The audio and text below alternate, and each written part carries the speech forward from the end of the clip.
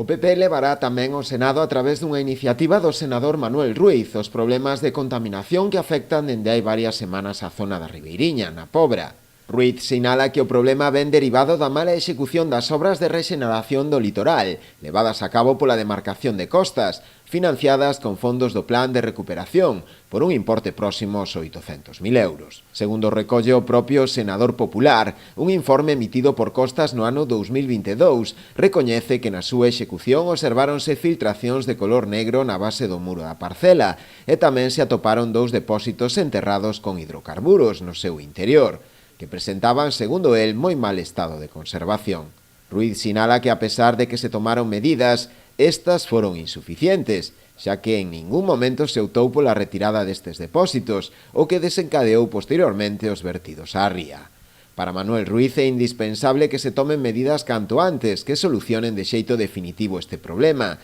instando ao Ministerio de Transición Ecolóxica a facelo. Tamén lle solicita que se leve a cabo un estudo que permita coñecer o estado actual do chan e se proceda á retirada dos depósitos de hidrocarburos para evitar así a dispersión do vertido pola ría.